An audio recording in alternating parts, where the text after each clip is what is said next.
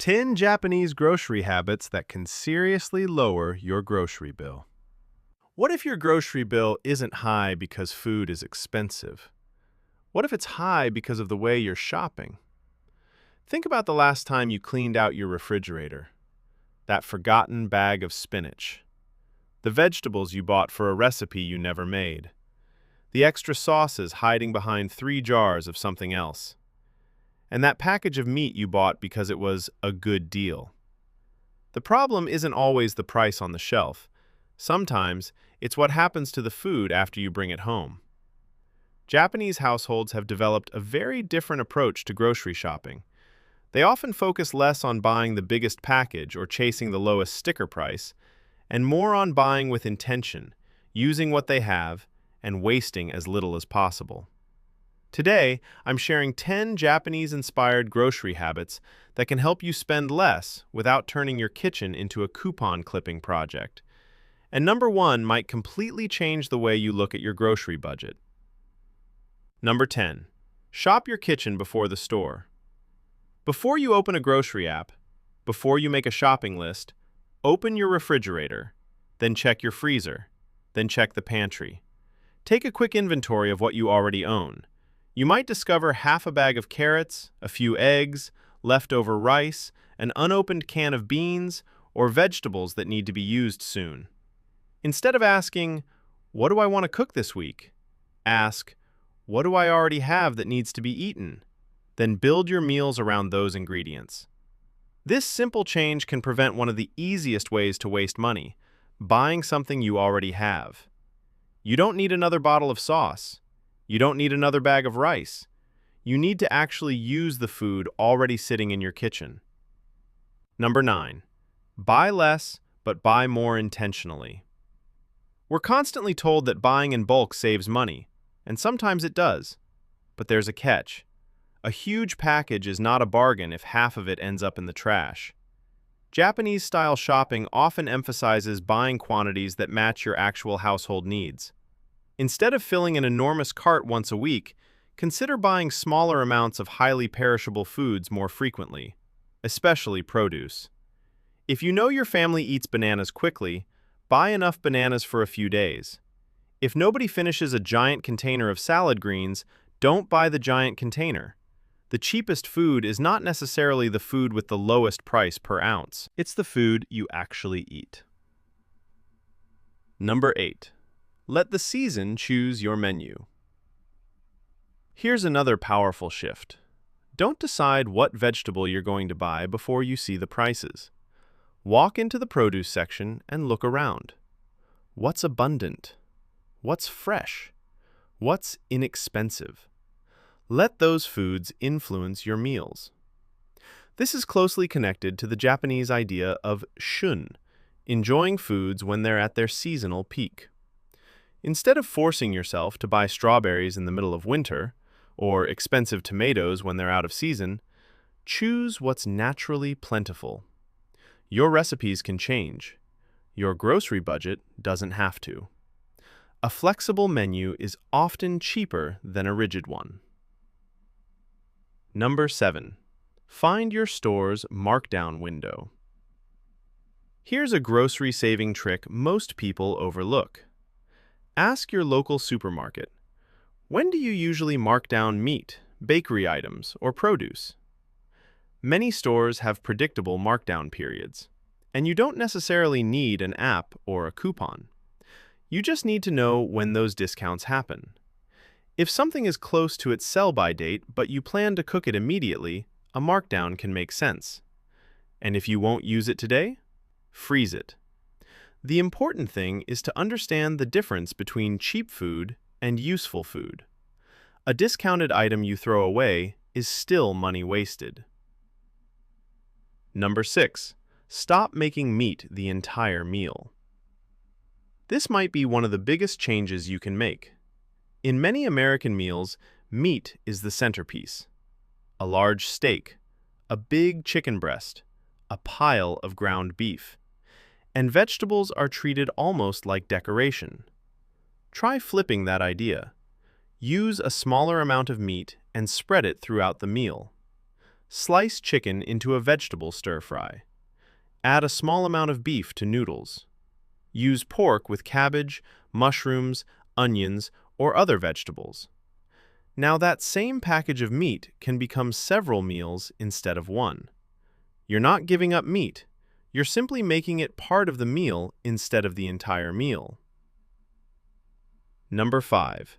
Use more of what you buy. Here's where grocery savings become almost invisible. Because you're not finding another discount. You're simply throwing less away. Broccoli stems? Slice them. Carrot tops? Depending on the variety and how you use them, they may have a second life. Vegetable scraps? Save appropriate scraps for stock. Stale bread? Turn it into breadcrumbs. Green onion tops? Use them. The point isn't that every food scrap must be saved. The point is to stop automatically throwing something away just because you've always done it. You paid for the entire ingredient. Before you throw part of it away, ask, "Can I use this somewhere else?" That question alone can change how you see your kitchen. Number 4. Make flavor from scraps. One of the smartest ways to make inexpensive food satisfying is to make your own basic stock. Save suitable vegetable scraps in a freezer container. Onion pieces, carrot ends, celery pieces, chicken bones from a meal.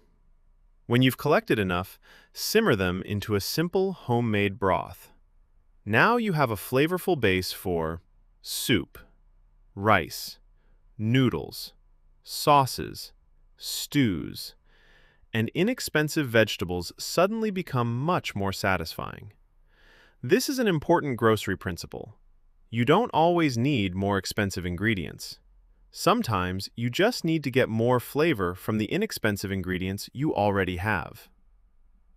Number 3. Serve more small dishes. Here's an interesting Japanese-inspired meal structure. 1 soup, rice, and several small side dishes. At first, that might sound like more work, but there's a hidden advantage. Small dishes are perfect for using little amounts of food. Half a cucumber doesn't have to sit forgotten in the refrigerator. It can become a quick side dish. Yesterday's vegetables can appear again in a different form.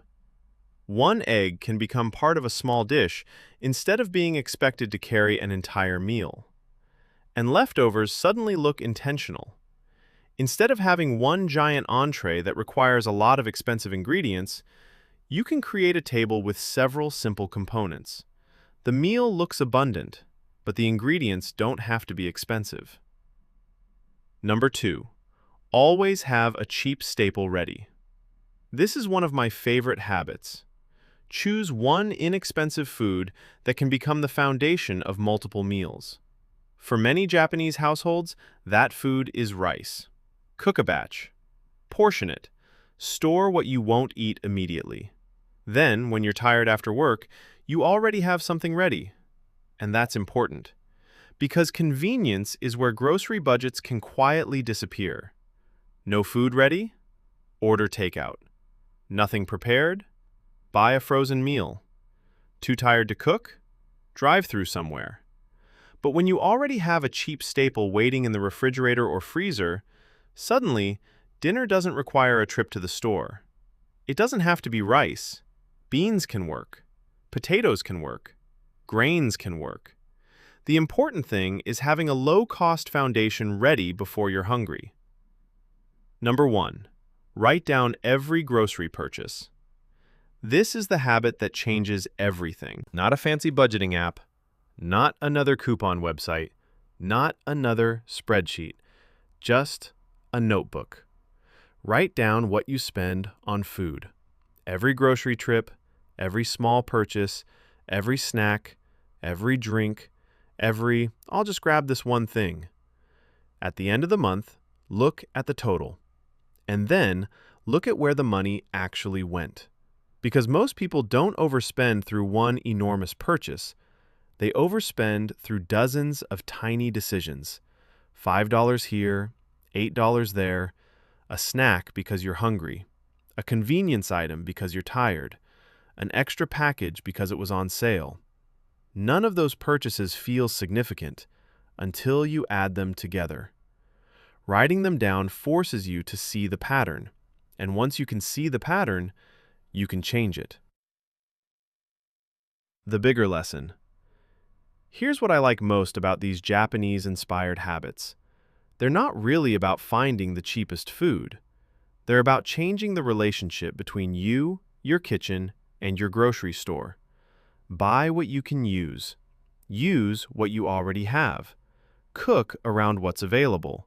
Waste less. Prepare simple staples ahead of time. And pay attention to where your money is actually going.